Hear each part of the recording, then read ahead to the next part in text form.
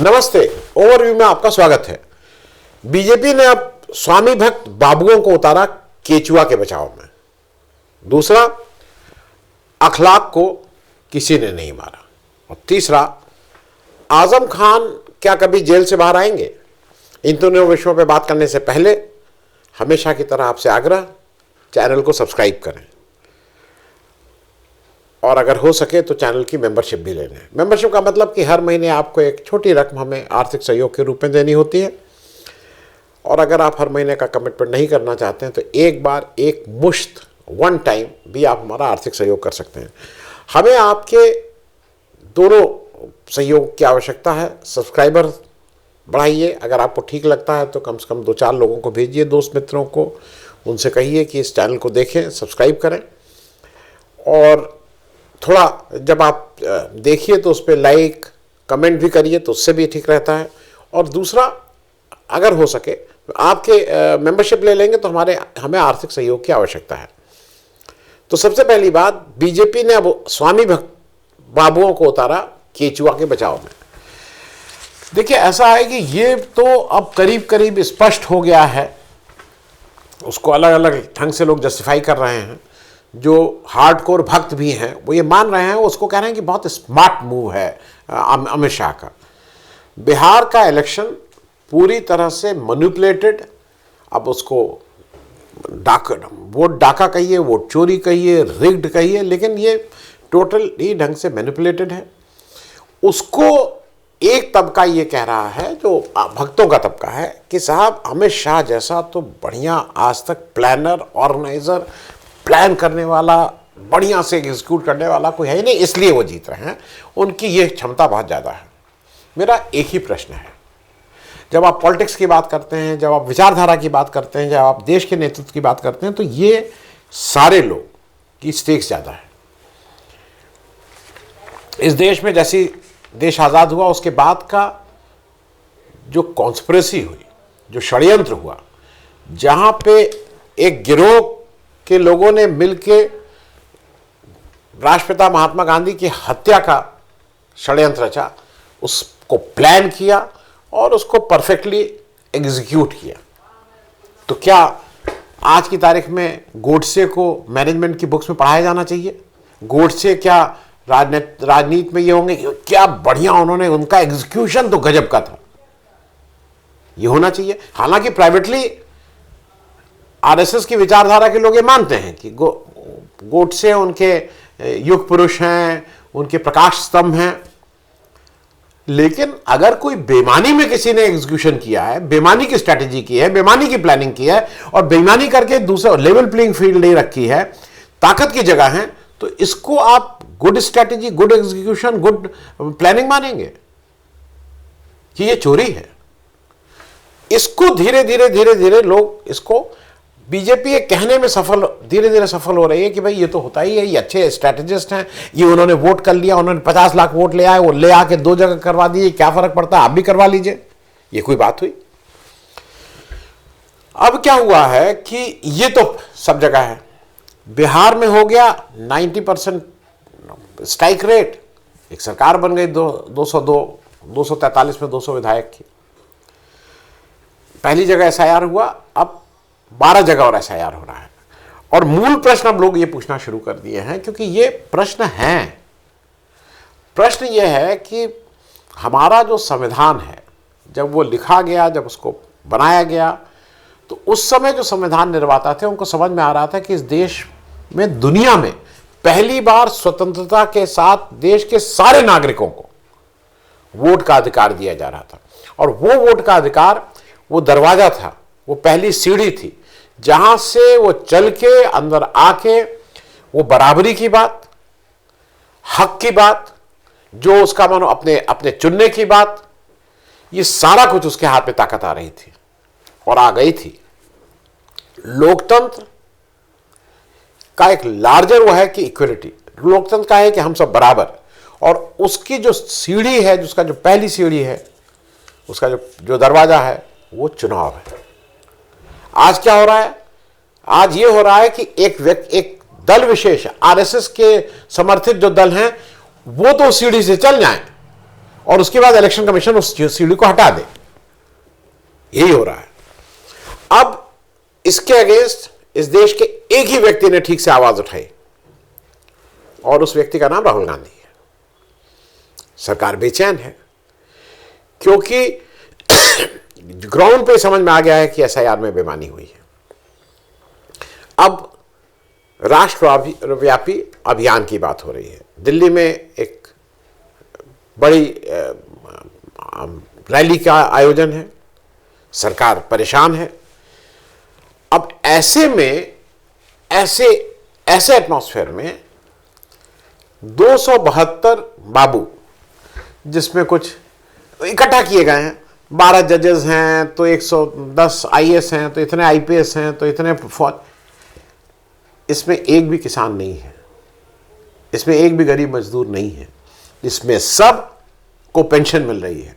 सब अपना 1-1 लाख, 1.5 लाख, 2-2 लाख पेंशन लेके ये बता रहे हैं कि किसानों को और कैसे खेती करनी चाहिए, कितना है। ये वो सारे लोग हैं, किसी का नाम उठा के देख लीजिए।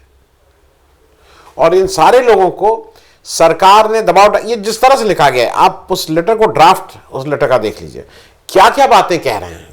ये बता रहे हैं कि ये मतलब वो इलेक्शन कमीशन को बता रहे हैं कि साहब इसको क्वेश्चन ही नहीं कर सकते हैं।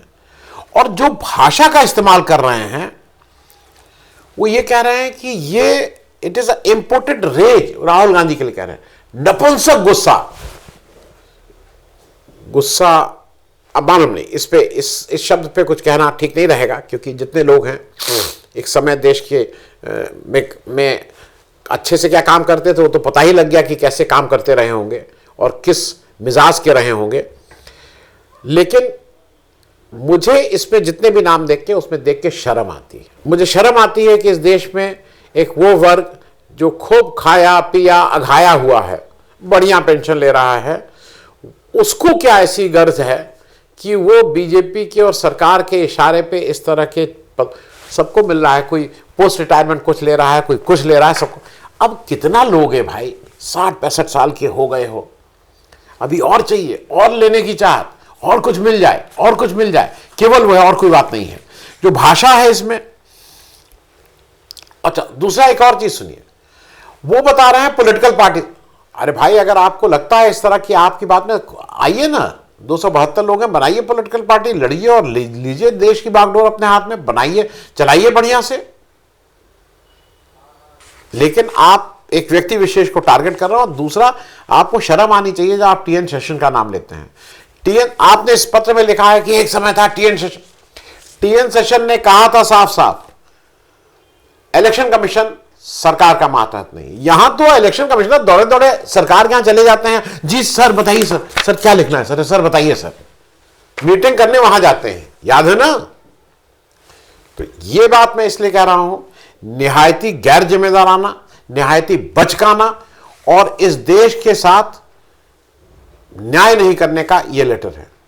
आपको देश की फिक्र नहीं है। आप इलेक्शन कमीशन से क्यों नहीं कह दे रहे हैं? अब कह रहे हैं कि वो एक एफिडेविट क्यों नहीं दे रहे हैं, सिग्नेचर क्यों नहीं कर रहे हैं, डुप्लीकेट कॉपी में क्यों नहीं दे रहे हैं, डुप्लीकेट कॉपी में साइन नहीं है, वो पीली है, वो नीली है, ये सब बेवकूफी की बातें कर रहे हो। अरे भाई, इसका एक शब्द का हुआ है इलेक्शन कमीशन, ट्रांसपेरेंसी। ये भाई, चुनाव तो ट्रांसपेरेंट होना चाहिए। ये जो बार बार कहा जाता है, मेरे एक जानने वाला भी कल परसों एक सज्जन थे, मेरे घर ही के हैं, वो कहा नहीं वो दूसरा आदमी। अरे भाई, क्यों ले? राइट टू इंफॉर्मेशन, आरटीआई में ये हक है मेरा, आप कैसे कंडक्ट करें इसका, और चुनाव तो मेरा बेसिक हक है। किसने ये क्यों आप कहेंगे कि नहीं हम इसका भाई वो जो सीसीटीवी कैमरा फुटेज वो हम नहीं देंगे? क्यों नहीं देंगे? 45 दिन बाद हम उसको नष्ट कर देंगे। इस देश में ये सारे लोग, जब भी कभी इतिहास लिखा जाएगा तो इतिहास में जो एक गिरोह था, जो एक कॉन्स्पिरेसी हुई थी, इस देश के लोकतंत्र को की हत्या करने का जो षड्यंत्र था, उसमें ये भी कहीं ना कहीं ये सारे लोग इन्वॉल्व होंगे। इसको हिस्ट्री जब लिखी जाएगी तो इससे नहीं भाग सकते हैं। कुछ शर्म करिए, दबाव में है, उस आपकी पेंशन बढ़िया आती है, किस दबाव में है? बेटा बेटी को कहीं कुछ और नौकरी मिल जाएगी, एक पेंशन ज़्यादा, एक इंक्रीमेंट ज़्यादा मिल जाएगा, लेकिन इस लालच से बाहर निकलिए। अब दूसरी बात कर लेते हैं। दूसरी बात, अखलाक को किसी ने नहीं मारा। अब आपको एकदम से लगे अखलाक कौन है, फिर मैं आपको याद दिला दूं कि अखलाक कौन है। जो पहला अगर लिंचिंग केस आपको याद हो, जो पहला हुआ था 28 सितंबर 2015 को मुजफ्फरनगर के पास दादरी गांव के पास ये लिंचिंग हुई थी। अखलाक नाम के एक व्यक्ति थे, गांव में रहते थे। उनका लड़का दानिश था, उनके 2 लड़के थे, एक लड़का भारतीय वायुसेना में था, दूसरा लड़का दानिश उनके साथ रहता था। शाम को इनके घर पे कुछ मीट आया और जो बगल के अगल बगल से इनका कुछ जगह को लेके कुछ वो और जो पड़ोसियों को होता है, आपने मेरे सामने क्यों गाड़ी खड़ी की, आपने वहां क्यों स्कूटर पार्क, जिस तरह का मनमुटाव चलता रहता था। उन्होंने आके कहा कि हम आप इसमें बीफ गाय का मांस लाए हैं। इन्होंने कहा बिल्कुल नहीं। इस पे कहा, अब उन्होंने कहा नहीं लाए हैं। वो कहा सुनी हुई थी कुछ बाकी वो लेके, अब वो जो मुसलमान के ऊपर सबसे आसान है ये कह देना कि तुम गाय का मांस लाए हो। ठीक है भाई। हालांकि गाय के मांस के लिए बता दें, जो सबसे बड़े बीफ एक्सपोर्टर हैं वो यूपी में है, सबसे बड़े जो बीफ के वो जो कारखाने हैं वो उत्तर प्रदेश में है, और उसमें ज़्यादा हिंदू ही उसको चलाते हैं। लेकिन खैर वो एक सेकेंडरी बात है। ये जब सब हुआ कि भाई नहीं, उन्होंने कहा नहीं हम तलाशी लेंगे। अखलाक निकल आए, ये तो इनके लड़के से हो रहा था। उन्होंने कहा भाई तलाशी किस बात की। और उसके बाद शाम का रात का समय था, ये जाके सो गए। अब ये लोग गए मंदिर में, और मंदिर के लाउड स्पीकर से इन्होंने अनाउंसमेंट किया कि सब लोग आओ, सब लोग आओ। गांव भर को इन्होंने बुलाया कि वहां गाय का मांस है। वो आ गए। रात में 10 सवा 10 बजे सो रहे थे, इनके घर पे धावा बोला गया, इनको खींच के बाहर निकाला गया। बाहर निकाल के इनको पीट पीट के लिंचिंग जो बोलते हैं, इनकी लिंचिंग हो गई। इनको मार डाला गया। और इनके जो दानिश थे उसको कई मल्टीपल फ्रैक्चर हुए। और इनका जो बड़ा लड़का था वो चूंकि चेन्नई में था, इंडियन एयरफोर्स का में काम करता था, तो वो बच गया। लड़की थी मतलब। और वो मांस का जब मतलब वो जो गोश्त लेके गए, बाद में पता लगा कि वो मटन था, बकरे का गोश्त था। इसके बाद एक एफआईआर हुई। एफआईआर इनकी पत्नी ने दर्ज की। 302 भाई हत्या हो गई थी, 307 दानिश के ऊपर जानलेवा हमला हुआ था। ये सब वो सब दर्ज हुआ। और इसमें 19 लोग, क्योंकि भीड़ थी, 19 लोग इसमें अभियुक्त बने। और इसमें जो मुख्य अभियुक्त थे वो 2 लोग थे। उसमें एक लोकल एमएलए हैं, उनका लड़का, और उस लोकल एमएलए विशाल राणा, और उसका चचाजाद भाई शिवम। ये 2 लोग मुख्य अभियुक्त थे और बाकी 17 लोग और थे। उसमें से एक अभियुक्त की चार्जशीट फाइल हो गई, एक अभियुक्त की डेथ हो गई इसी दौरान 2015 से अभी तक। अब ये उस समय की बात भी बता दूं, क्योंकि ये किस्से अखलाक उस घर के ब्रेड अर्नर थे। अखलाक को का घर जो था, एक चीज़ मैं इसलिए मेंशन कर दूं, उस समय के भारत की वायुसेना के जो एयर मार्शल थे उन्होंने स्टेटमेंट दिया, पेपर में भी स्टेटमेंट छपा, और उन्होंने कहा कि मेरे एक ऑफिसर के घर में ऐसा हुआ है और हम उनको वहाँ से मूव कराएंगे सेफ्टी के लिए। 6 दिन बाद इनको वहाँ से मूव करा के हिंडन ले गए थे, और अब वो कहीं गाजियाबाद के आसपास रहते हैं। वो जगह नहीं बताई जाती है क्योंकि सिक्योरिटी रीजंस। लेकिन भारतीय वायुसेना ने एक ऐसा काम किया था जो उसको करना चाहिए था, कि अपना घर बार छोड़ के वहाँ से चले गए। बिसादा गांव था, गांव का नाम बिसादा था। पूरा परिवार वहाँ से निकल गया। अब केस चल रहा है। एकदम से खबर आई कि उत्तर प्रदेश सरकार ये केस वापस ले रही है, और उसकी एप्लीकेशन डाल दी है। और एप्लीकेशन डाल के जो 2-3 बातें मुख्य कही गई हैं कि क्यों वापस ले रहे हैं। एक तो वो ये कह रहे हैं कि जो गवाही हो रही है, उस गवाही में जो अलग जो लोग अपनी अपनी गवाही दे रहे हैं, उसमें अलग अलग वर्जन आ रहे हैं, वो कंसिस्टेंट नहीं है। मैं उसके डिटेल नहीं जानता, लेकिन मैं एक आपसे बहुत बेसिक क्वेश्चन पूछ लूं। आज आपके घर पे अगर आप वयस्क हैं, आप कि घर में बड़े अगर हैं, एडल्ट एज के हैं, तो आप अपने घर में अपने भाई से, माँ से, बहन से, पत्नी से, कोई भी कल जो आया हो आपके घर में, उसके बारे में आप कहिए कि एक 4 लाइन आप बता दो और 4 लाइन कोई और बता दो। क्या एक ही गवाही होगी? क्या एक ही कंसिस्टेंट वो होगा? नेचुरली हर आदमी का एक चीज बताने का अपना अपना ढंग होता है। मैं ये भी बता दूं, हाँ, मैं इस गांव की एक बात बता दूं कि उस गांव में एक अभूतपूर्व चीज हुई थी कि उस गांव के बहुत से मुसलमान घरों को उस गांव के हिंदू घरों ने शरण दी थी। ये भी फैक्ट है। लेकिन कुछ लोगों को तो अपनी पोच चमकानी होती है। एमएलए साहब थे, अगर नेतागिरी नहीं चमकाएंगे तो वोट कैसे मिलेगा, और वो भी बीजेपी के एमएलए साहब। तो खैर, दानिश अभी हैं, दानिश की पत्नी है, लड़की है, उसकी शादी हो गई है। अब इसके 4 मुख्य गवाह थे जिनके आंख के सामने मारा गया। पहली उनकी लड़की थी, लड़की का स्टेटमेंट हो गया है। दानिश जिसको साथ में पेटा, जो मरते मरते बचा, उसका स्टेटमेंट अभी नहीं हुआ है। इसमें 2 और गवाह हैं। इनकी मां, अखलाक की मां, मतलब दानिश की दादी, वो मर गई। और चौथी जो आंखों चश्मदीद गवाह जिसको बोलते हैं, उनकी पत्नी है, वृद्ध हैं, बीमार रहती हैं, और इन्हीं पत्नी की कंप्लेंट पे एफआईआर हुई थी। अब इस समय उत्तर प्रदेश सरकार का कहना है कि इन एक ही कंसिस्टेंसी नहीं है, अलग अलग, मतलब गवाहों के जो बयान है वो अलग अलग तरह के आ रहे हैं। नंबर 1। नंबर 2, जरा वो सुनिए कि साहब इसमें कोई फायर आर्म नहीं यूज हुआ है, मतलब कोई बंदूक नहीं चली है। जब पीट पीट के मारोगे तो बंदूक चलाने की क्या जरूरत है? ये तो पता ही बंदूक नहीं चली है, लिंच करके मारा गया था।